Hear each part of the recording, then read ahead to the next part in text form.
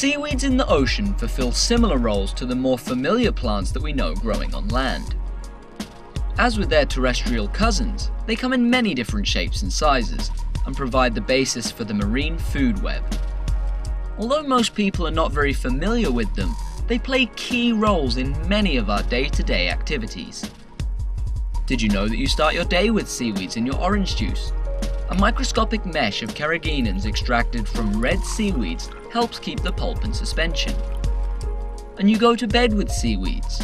Your toothpaste would be a liquid without the alginates extracted from brown seaweeds like kelps.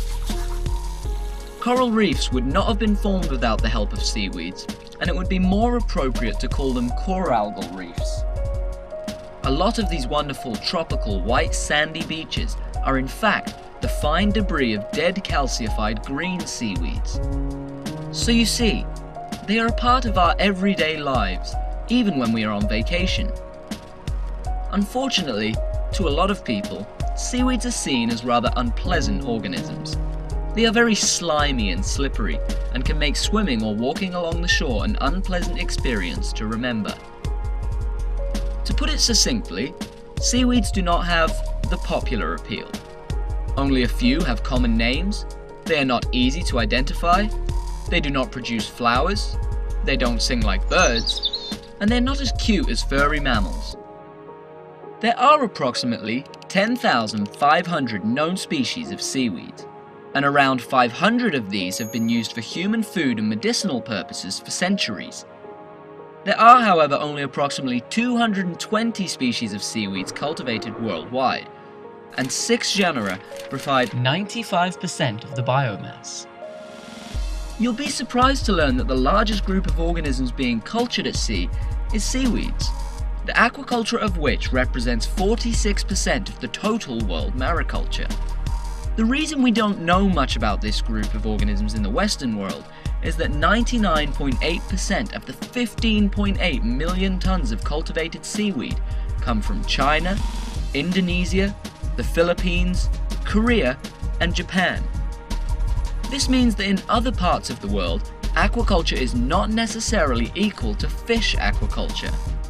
Moreover, 94% of the world's seaweed supply comes from cultivation.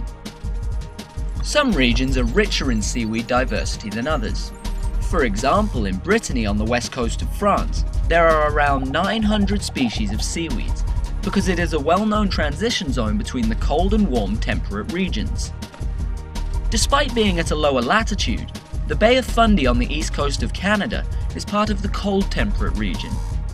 This, in combination with the highest tides in the world, results in a lower seaweed diversity of around 100 species. The seaweed industry is in full transition. Its best known sector in the Western world is that of phycocolloids. The gelling, thickening, emulsifying, binding, stabilizing, clarifying and protecting agents extracted from red and brown seaweeds known as carrageenans, agars and alginates.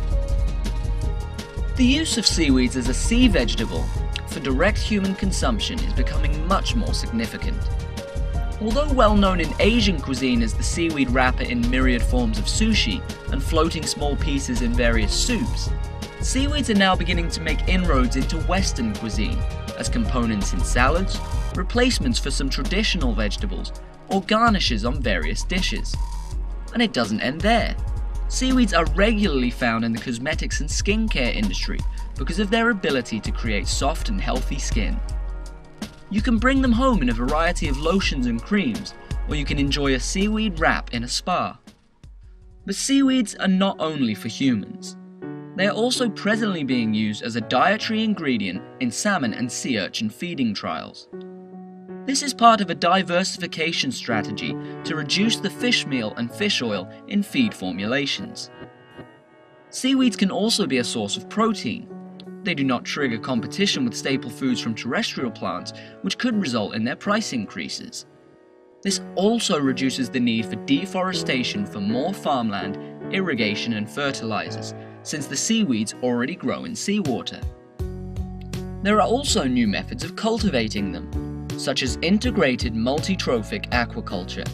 in which seaweeds are grown in proximity to fish and invertebrates for a more responsible ecosystem approach to aquaculture. By recapturing dissolved inorganic nutrients, seaweeds provide services to the ecosystem while new crops are being produced. We need to recognize the roles, applications, and values seaweeds have in marine ecosystems, the economy, and our society, and understand how relevant they can be in many of our everyday activities and in solving global-scale issues. Then, we will finally have a better appreciation of this important group of organisms.